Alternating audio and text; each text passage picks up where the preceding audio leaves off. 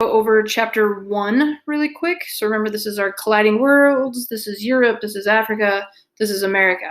We start at 1450 so we can get to see that there is civilization over in the Americas before Europe explores and arrives. So remember, the Incas and Aztecs, two prominent ones in the Mexican South American area, and this is where Cortez is going to land.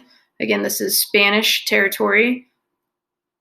This is an example of Tenochtitlan. The idea is that this city was super ahead of its time with plumbing, with roadways, water use.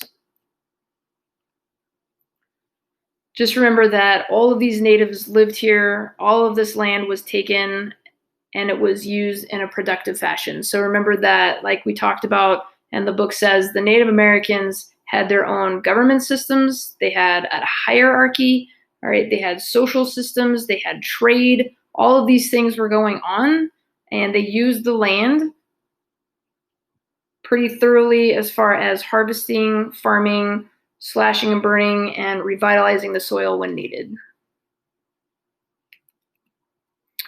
All right, the other thing that they had, this goes with economics, was their trade systems. They had regional trade systems, and then they also had long distance trade systems. So religiously speaking, they were animists, so everything has kind of a spirit to it.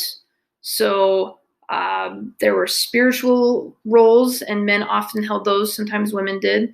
But women also held different positions of power inside of many tribes. Some were matriarchal, some had women who were spiritual leaders, so there was an equal divide between the men and the women. The other thing that Europeans really struggled with was that the women were actually the farmers and the men the hunters.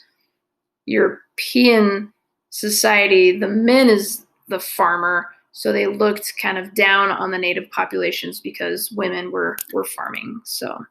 All right, in Europe, remember that there was this hierarchical system.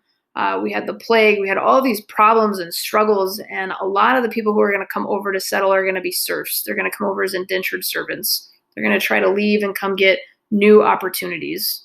All right, they live in Europe under primogeniture, and that's not going to change because they're going to bring that with them over to the Americas, and that's going to be a whole new set of problems.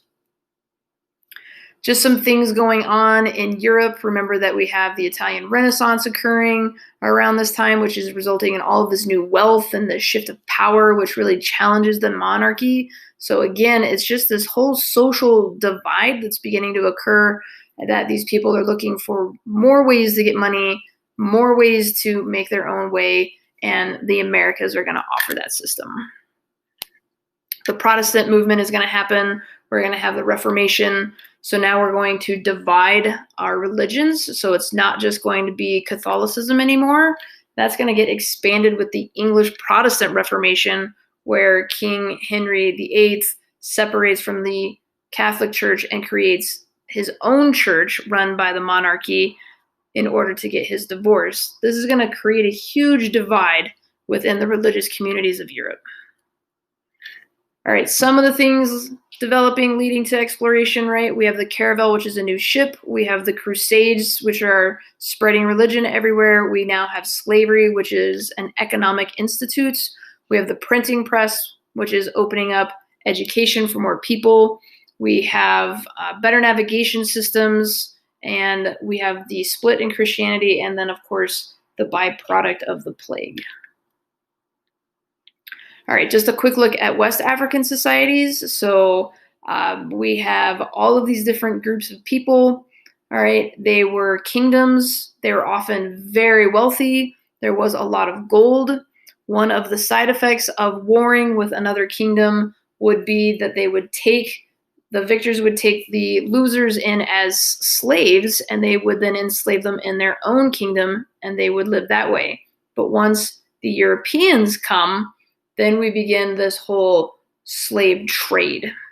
And then the Spanish and the Portuguese see the value in buying these people as a labor source. So therefore, Africans begin warring with more Africans in order to take these people, get to the coast, sell them to the Spanish, Portuguese, and eventually the British, the Dutch, the French, all of these different people to begin the slave trade.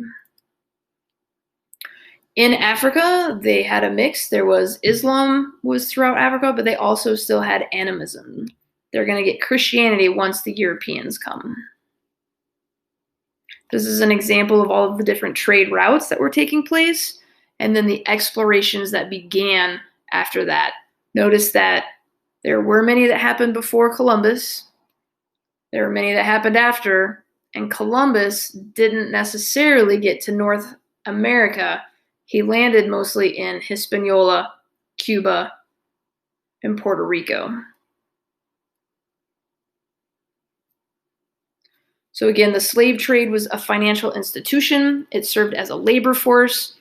The captain's ships would pack in as many people as possible into the ships so that should they lose some lives on the journey, they wouldn't lose that much money. They were headed towards the Caribbean at first, then South America, and then eventually North America becomes one of the largest purchasers and destinations of the ships. Again, remember the Spanish invasion. We're going to have Cortez versus the Aztecs. A lot of the legacies left behind this Spanish and Aztec interaction is going to be the encomienda system, which again is the natives paying tributes to the Spanish in order to stay on the land that they've always lived on. This is also going to lead to the Columbian Exchange. And then we're also going to get now a mixed race of people in the Americas that are Spanish and native. That develops a caste system based off of race and how much European blood you have in you versus how much native or other blood. The Columbian Exchange, all of the things that we're going to bring from Europe compared to all of the things that the Americas are going to bring back and into Europe. So look at the amount of disease that's going to come over, all right, from Europe to the Americas, but we're also going to bring livestock, which is, as we discussed in class, another conduit for disease. And then we're going to bring all of these fruits and grains, and we're going to expose them to America. Remember Elizabeth's mercantile policies?